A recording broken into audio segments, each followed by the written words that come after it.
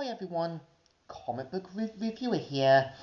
This time reviewing on Mufasa, the Lion King. Now, as you know, Mufasa, the Lion King is a 2024 musical drama film, which of course was meant to be a prequel as well as a sequel to the 2019 film The Lion King that I did cover.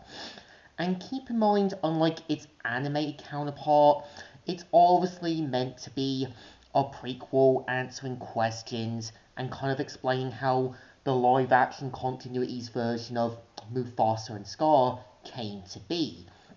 And the premise of the film is meant to feature how Kiara is being told of the origins of Scar and Mufasa by Rafiki. And it all begins many years ago when Mufasa was a cub. We see how Mufasa ends up getting separated by his original family, ends up meeting basically Scar before he became Scar, known as Taka, who gets adopted by his parents. And we do kind of see how Taka's mum is a bit more encouraging of Mufasa. She does see some potential in him.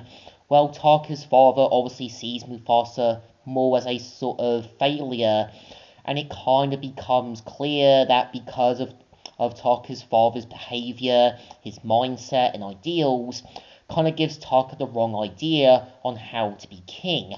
But we kind of see how after something that happens, we see how both Taka and Mufasa have to leave their family, and of course have to deal with a group of dangerous white lions, one of which being led by Kairos. And I think Kairos works more as a villain because, one, unlike Sentinel, who's just there to kind of be this big showboating anti-hero, I actually think Kairos is actually a bit more interesting. He's a bit more craftier. He's a bit more manipulative. He's basically a warning to what Taka is eventually going to become once he doesn't learn from his mistakes. And it also shows you the difference between how Mufasa and Taka are able to handle things, because Mufasa is a bit more strategical, but he also does take time to understand people and see the things around him.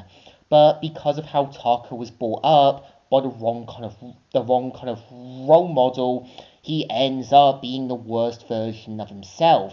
And it becomes clear whatever was left of Taka was now too far gone to be helped and saved. I think it definitely feels like it's trying to do what I think a prequel needs to be. It's answering questions. It's explaining how the characters come to be. And I give the film credit. It's showing how obviously Aaron Piri is trying to sound a bit more confident. He's trying to sound more close to what James Earl Jones had to be for Mufasa. This older, wiser mentor figure to Simba. And I think obviously having Calvin Harrison Jr. for Taka does work. At first he sounds a bit brash, arrogant and cocky, but when he finally feels like Mufasa violated his trust and took the one good thing from him, even though he didn't really want to accept responsibility, he morphs into that role to what I think the live action version of obviously for Scar is. Meant to sound a little more arrogant. He's meant to get worse. He's meant to be a bit more manipulative. And it works. I think the ending also shows you just how, despite everything Taka does, Mufasa still wants to give his adopted brother more chances. And it also becomes clear that the good he still sees in him is still going to be a reflection of himself, but fails to see the dangerous warnings, showing how sometimes giving in to empathy, kindness, as well as sympathy could lead you into a lot more problems. And a reason you gotta be open-minded if people do deserve to still be given one more chance. I think the difference between Sonic the Hedgehog 3 and Mufasa is Sonic 3 was just there to kind of give Sonic fans what they wanted. Mufasa is just basically a realistic story showing the difference between one brother having to kind of accept the responsibilities given to him, while a younger brother is too far gone to be helped and saved, and acts like everyone is to blame but themselves. And I do admit, seeing Kiara in Mufasa the Lion King listening to Rafiki's tale does work, because obviously this does remind me of basically Teenage Mutant Ninja Turtles or the Boondocks, seeing how the characters explain the story, seeing how the characters are told in their own tale, and obviously seeing Timon and Pumbaa tell their own version how they defeated Scar is a lot like Robert making obviously his ancestor sound like this cool badass hero. Well, yeah, there is basically mentors like Rafiki who have to speak it from an older, wiser, and understanding mindset.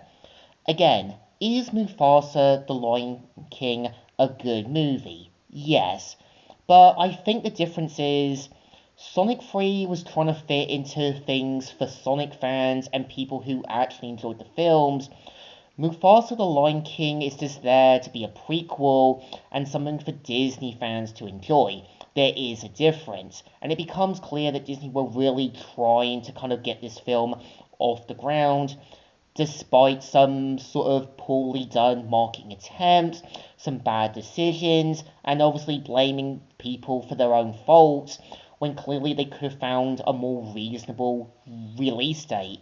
So I think it definitely deserves 2 thumbs ups. Definitely good, definitely enjoyable, and trying to be what I think Transformers 1, as well as basically what I think Sonic 3 could have been if given to the right people. So, comic book reviewer here, signing out.